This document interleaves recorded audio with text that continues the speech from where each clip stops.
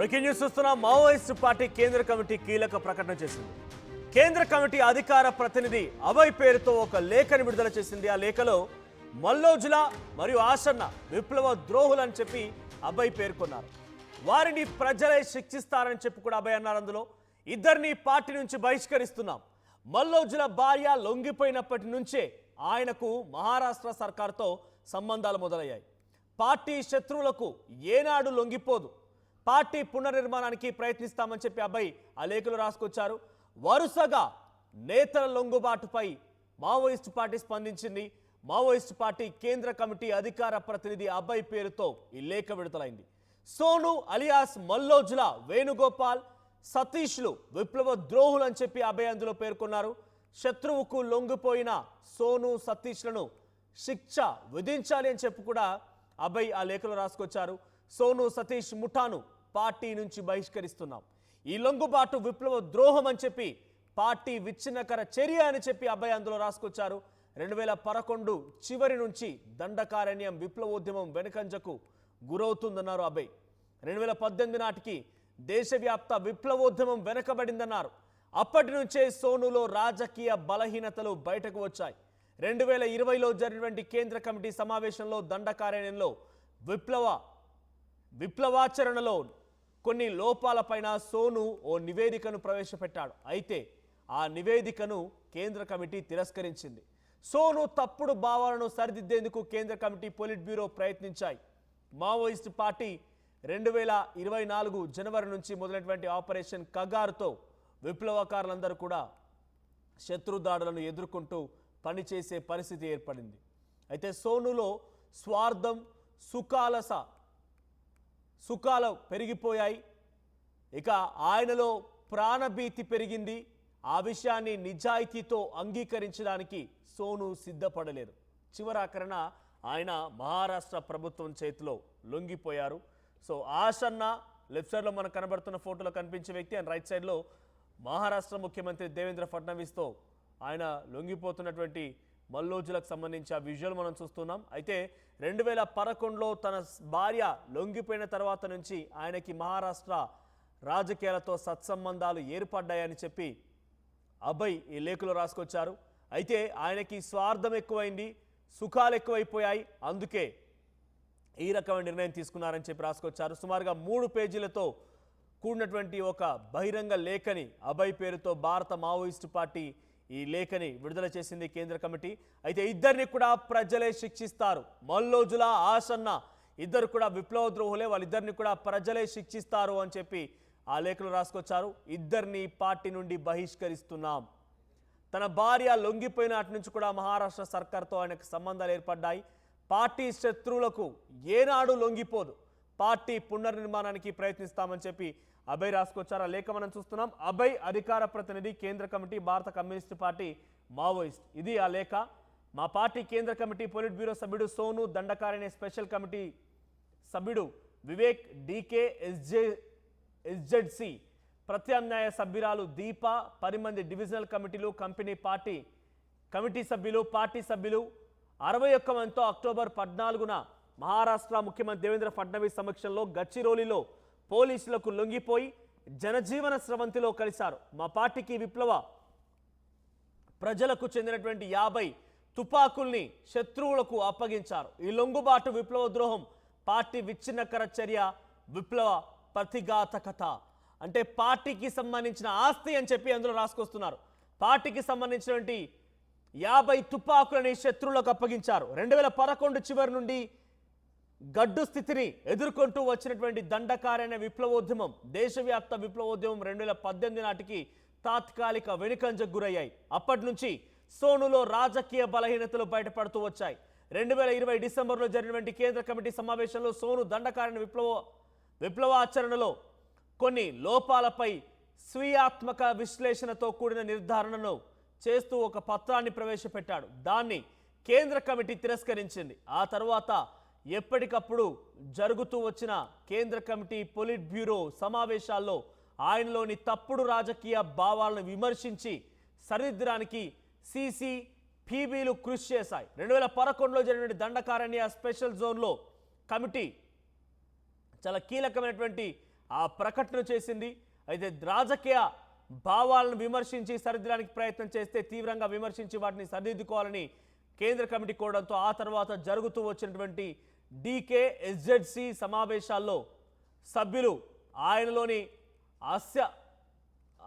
అసమర్థమైనటువంటి ధోరణిని సరిదిద్దడానికి విమర్శలు పెడుతూ వచ్చారు. అయితే 2025 మే నెలలో జరిగినటువంటి కగార్ దాడిలో మా పార్టీ ప్రధాన కార్యదర్శి కామ్రేడ్ బసవరాజు అమరత్వం తర్వాత సోనులో దీర్ఘకాలం పేరుకుపోయినటువంటి సైద్ధాంతిక రాజకీయ నిర్మాణ బలహీనతలు గుణాత్మక మార్పును సంతరించుకుని శత్రువు ముందు మోకరిల్లేలా చేశాయి.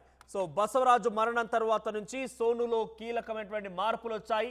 ఆయన సైద్ధాంతిక రాజకీయ నిర్మాణ బలహీనతలు కూడా బయటపడ్డాయి. అందుకే శత్రువు ముందు మోకరిల్లిపోయాడని చెప్పి రాసుకొచ్చారు. ఎస్, మా ప్రతినిధి రవినాయక్ సిద్ధంగా ఉన్నారు. రవినాయక్, అభయ్ పేరుతో వచ్చినటువంటి లేఖలో ప్రజలే శిక్షిస్తారు, మల్లోజుల అండ్ సతీష్ ఇద్దరిని కూడా ప్రజలే శిక్షిస్తారు బహిరంగంగా అని చెప్పి రాసుకొచ్చారు.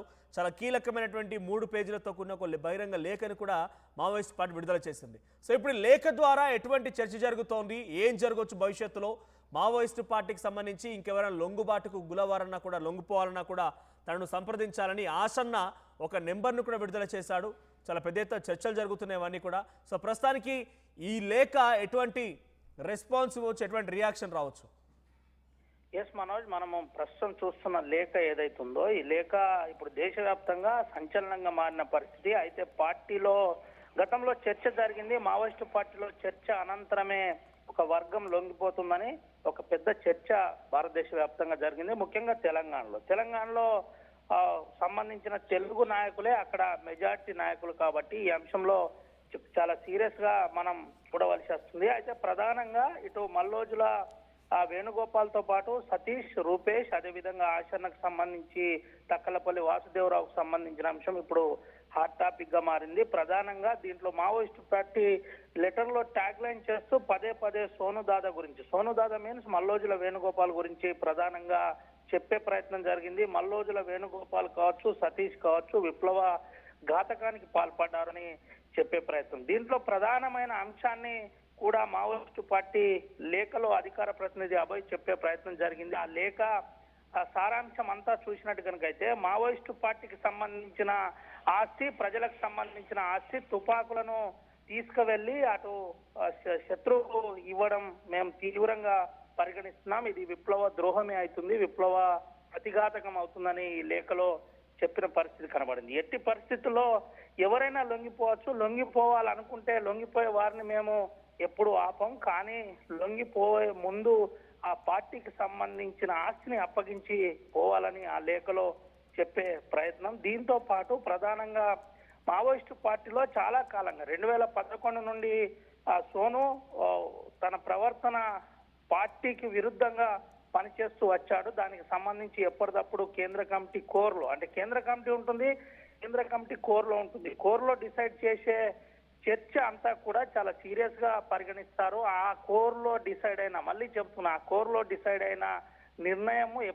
నిర్ణయం పార్టీ ఆచరిస్తుంది, పార్టీ ప్రజల వరకు తీసుకెళ్లే ప్రయత్నం జరుగుతుంది. ఈ కోర్లో కూడా సోను ప్రవర్తన మార్చుకోవాలని చెప్పాం, కానీ సోను ప్రవర్తన మార్చుకోలేదు.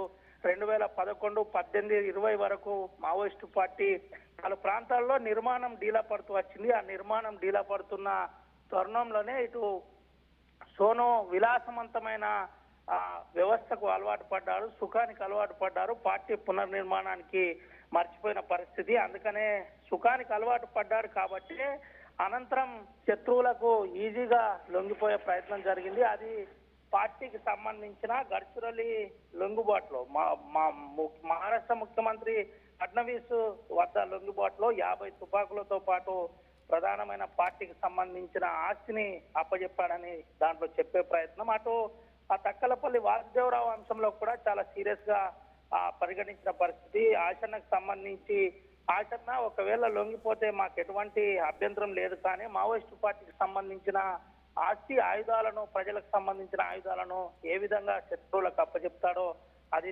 విప్లవ ద్రోహం అంటారా లేకపోతే ఏమంటారో తనకే తెలవాలని దాంట్లో చెప్పిన పరిస్థితి, లేఖలో చెప్పిన పరిస్థితి. దీంతో పాటు ప్రధానంగా ప్రజలే వీరిని శిక్షించాలని ఆ పార్టీ ఆ అధికార ప్రతినిధి చెప్పిన పరిస్థితి ప్రజలు ఖచ్చితంగా శిక్షించాలి. అంటే ఉద్యమ ముసుగులో ప్రజలకు ఇబ్బంది పెట్టే పరిస్థితి చూపెట్టే ప్రయత్నం చేసే ప్రయత్నం జరుగుతుందని దాని సారాంశం అని మనం చెప్పుకోవచ్చు. అయితే ఈ విధమైన ప్రధానమైన అంశాలు చెబుతూ మరికొన్ని అంశాలు కూడా చెప్పే ప్రయత్నం జరిగింది.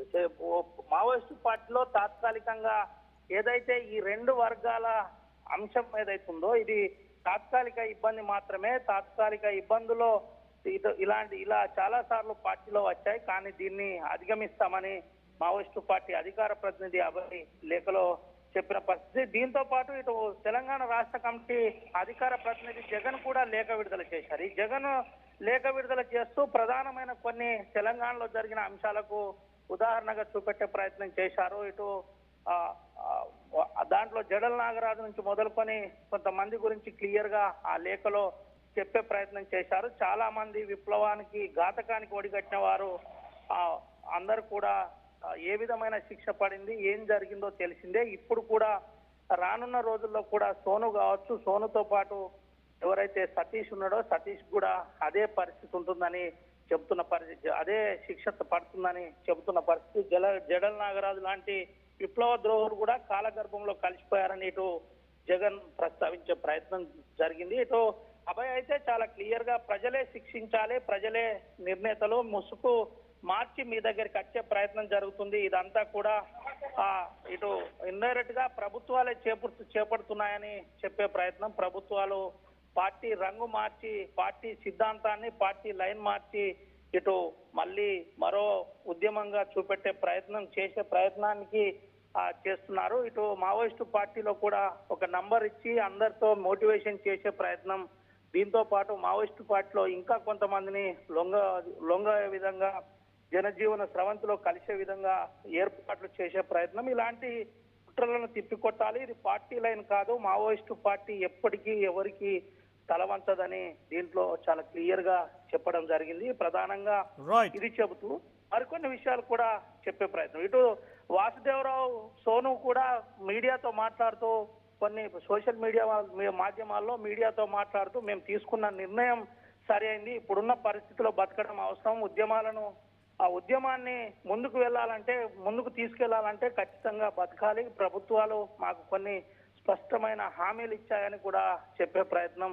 ఇరు వర్గాల మధ్య మాటల యుద్ధం అయితే కొనసాగుతున్న పరిస్థితి కనబడుతుంది. పార్టీలో ఒక అంతర్మదనం, అంటే ప్రధానంగా అంతర్గతంగా కొంత గ్యాప్ వచ్చింది. ఆ గ్యాప్ ను ఫిల్ చేసుకోవడానికి మావోయిస్టు పార్టీ సీరియస్ కార్యాచరణ చేపడుతుందని చెప్పుకోవచ్చు. Manoj. Right, thank you Ravinayak. So మొత్తంగా కేంద్ర కమిటీ అధికార ప్రతినిధి అభయ్ పేరుతో ఒక లేఖ విడుదలైంది. ఆ లేఖలో మల్లోజ్లా అండ్ సతీష్ ఇద్దరిని కూడా ప్రజలే బహిరంగంగా శిక్షిస్తారని చెప్పి వాళ్ళకి సుఖాలు ఎక్కువైపోయాయి, అటు పార్టీ ఆస్తి అయినటువంటి తుపాకులని 50 తుపాకులని ప్రభుత్వానికి శత్రువులకు అప్పగించాలని రకం కూడా అందులో రాసుకొచ్చారు. సో ఒక 3 పేజీలతో కూడిన లేఖని మావోయిస్టు పార్టీ చాలా క్లియర్గా ప్రతి అంశాన్ని ప్రస్తావిస్తూ మల్లోజుల